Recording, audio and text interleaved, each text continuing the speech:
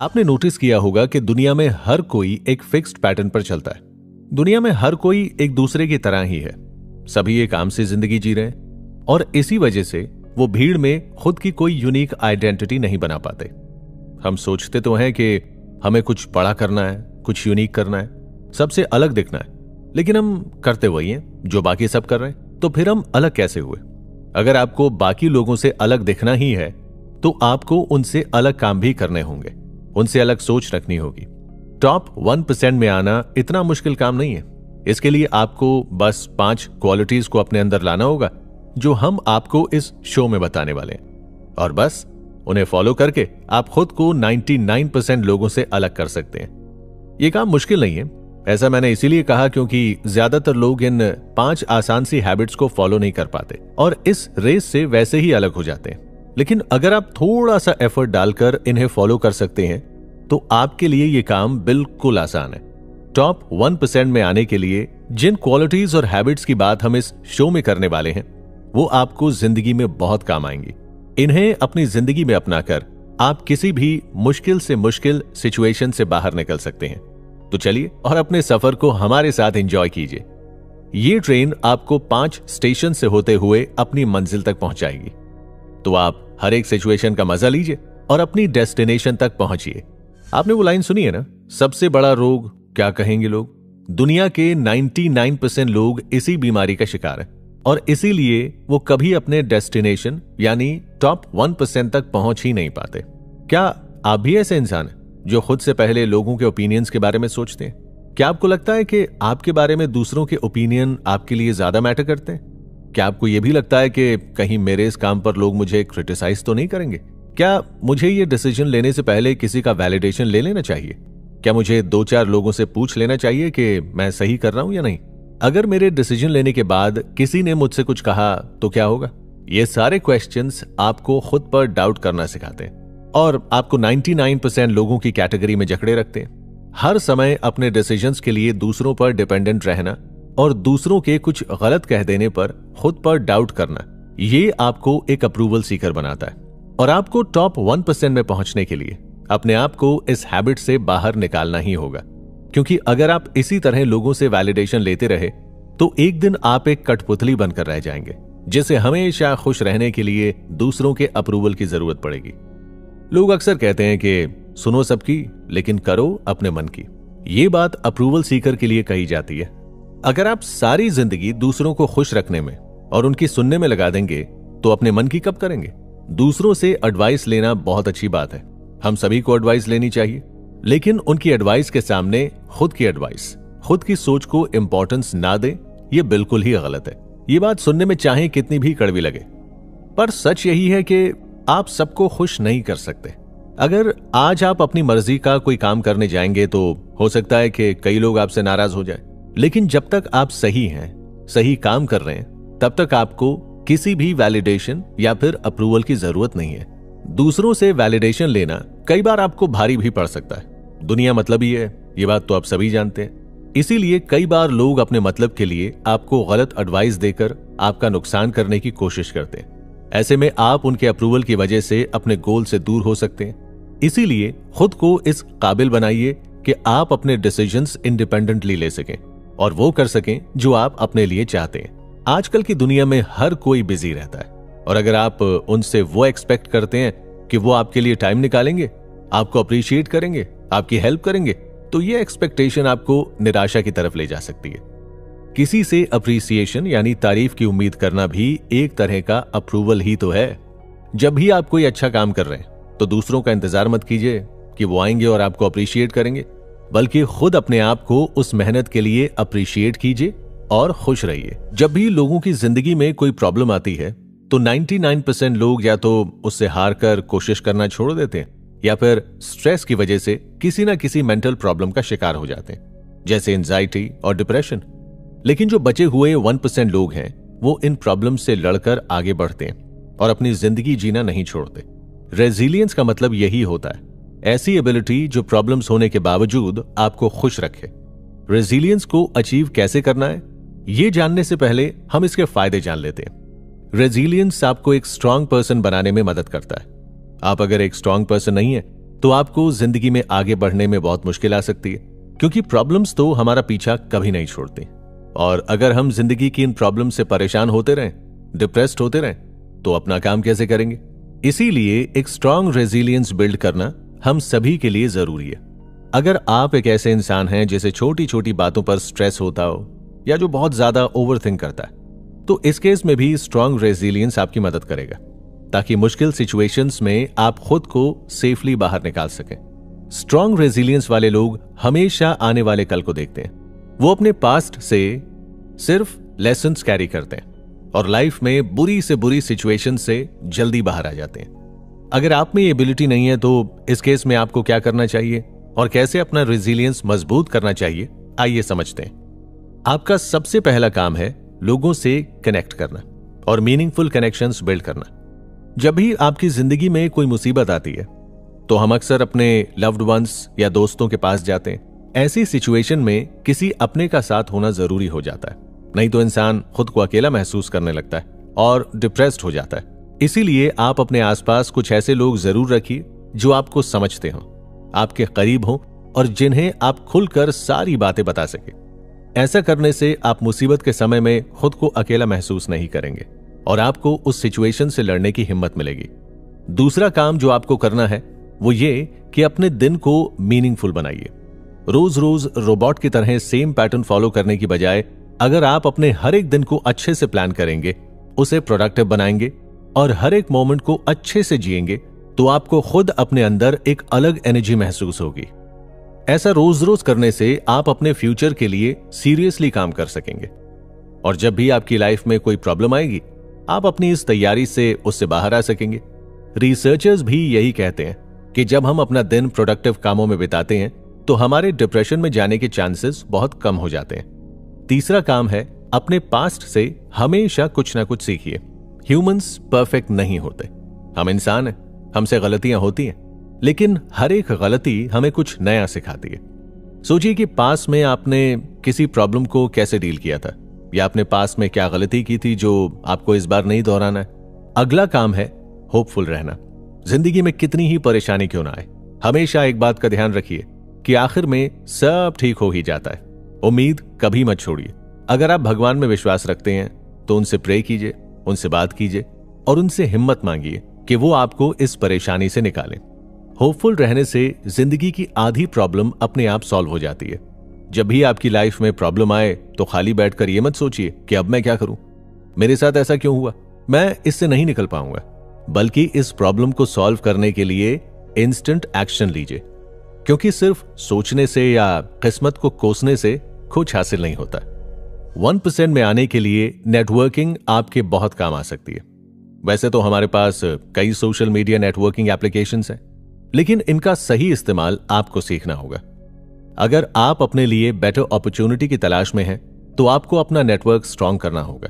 Professionally लोगों से मिलना जुलना, अपनी फील्ड के लोगों से टच में रहना, सेमिनार्स में पार्टिसिपेट करना, ब्लॉग्स लिखकर अपनी नॉलेज और थॉट्स शेयर करना, ये सब नेटवर्किंग के तरीके हैं। आपकी ही तरह देश विदेश में न जाने कितने लोग हैं जो नॉलेज एक्सचेंज करना चाहते हैं, लोगों से जुड़ना चाहते हैं, कुछ सीखना चाहते हैं। ये सभी लोग फिजिकली तो एक साथ मिल नहीं सकते। ऐसे में ऑनलाइन नेटवर्किंग ही इनके मिलने का सबसे इजी तरीका है। याद रखिए कि नेटवर्किंग 2 वे प्रोसेस है। अगर सामने वाला आपको अपना टाइम दे रहा है, आपको सपोर्ट कर रहा है, तो बदले में वो भी आपसे यही सब एक्सपेक्ट करता है। 99% लोगों को लगता है कि उन्हें अपनी जिंदगी में किसी की हेल्प नहीं चाहिए और वो सब कुछ अकेले कर सकते हैं। लेकिन टॉप 1% लोग वो हैं जिन्हें यह पता है कि हम सबको आगे बढ़ने के लिए एक दूसरे की हेल्प और सपोर्ट की जरूरत है। नेटवर्किंग से आपके प्रोफेशनल रिलेशंस मजबूत होते हैं, जो आपको फ्यूचर में बहुत सारे बेनिफिट दे सकता है।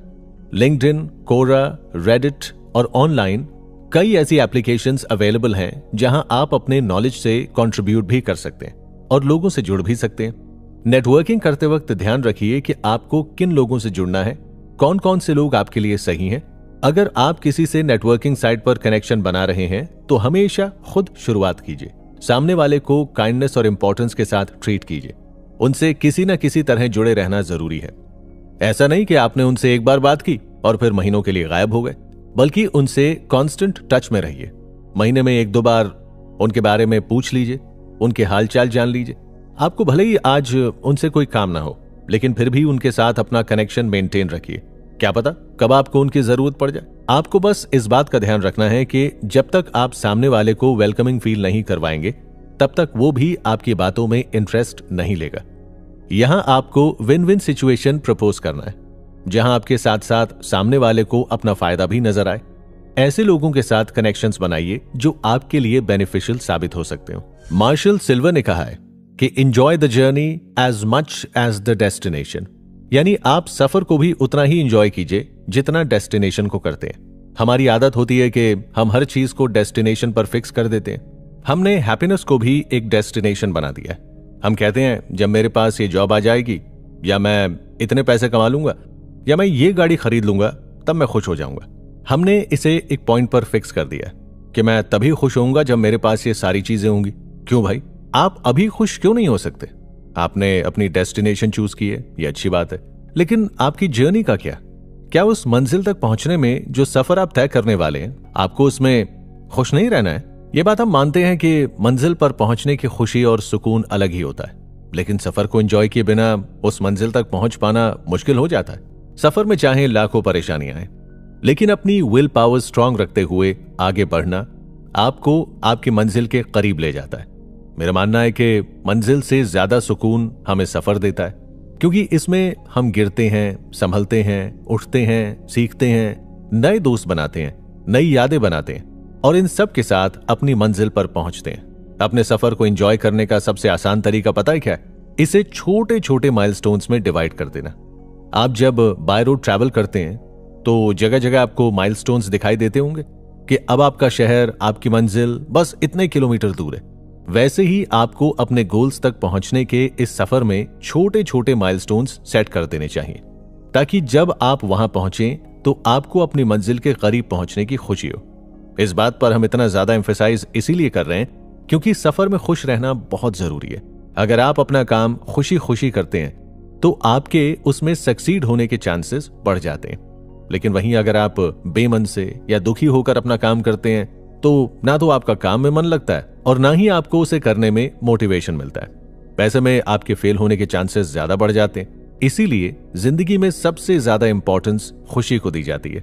ये एक ऐसा स्टेट ऑफ माइंड है जो आपकी जिंदगी हेल से हेवन बना देता है। और ध्यान रखिए कि खुश रहने के लिए आपको अपनी एक्सटर्नल चीजों को नहीं, बल्कि इंटरनल मोटिवेशन और पॉजिटिविटी की जरूरत होती है, जो सिर्फ टॉप 1% लोगों के पास ही होती है। तो आप भी अपनी खुशियों को ढूंढिए, ना मिले तो इसे खुद बनाइए और टॉप 1% की लिस्ट में शामिल हो जाइए। महात्मा गांधी ने कहा है कि आराम हराम है, और वाकई उनकी बात सच है, क्योंकि आराम में रहकर कोई भी गोल अचीव नहीं किया जा सकता।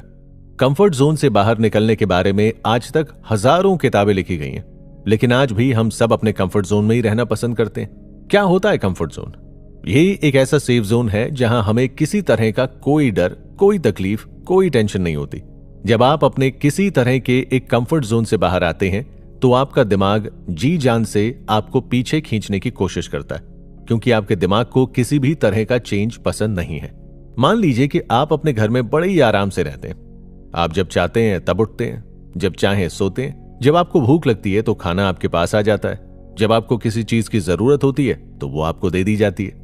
लेकिन अब आपको अपना यही ऐशो आराम छोड़कर हॉस्टल जाना है, अपनी पढ़ाई पूरी करनी है। लेकिन इनिशियली आपका माइंड इस बात को एक्सेप्ट नहीं करेगा, क्योंकि अब आपको एक ऐसी जगह रहना है जहां आपकी जिंदगी में बहुत सारे चेंजेस आने वाले हैं।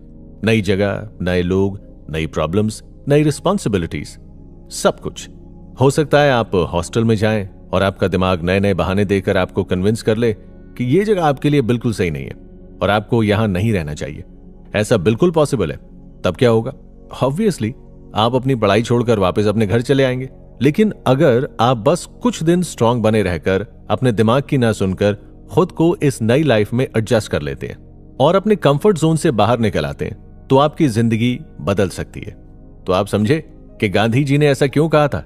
जरूरी नहीं कि कंफर्ट जोन हमेशा किसी आराम से जुड़ा हो। नई चीजें संभालने का डर, खुद को सेफ एरिया में रखने की सोच भी एक तरह का कंफर्ट जोन होता है। मान लीजिए कि आप अपनी पहली इंटरनेशनल ट्रिप पर जा रहे हैं, लेकिन आप बहुत डरे हुए हैं क्योंकि आपको इंटरनेशनल ट्रिप्स का बिल्कुल एक्सपीरियंस नहीं है। ये आपके कंफर्ट जोन से बाहर की चीज है, इसीलिए आप हमेशा एक डर के साए में रहते हैं।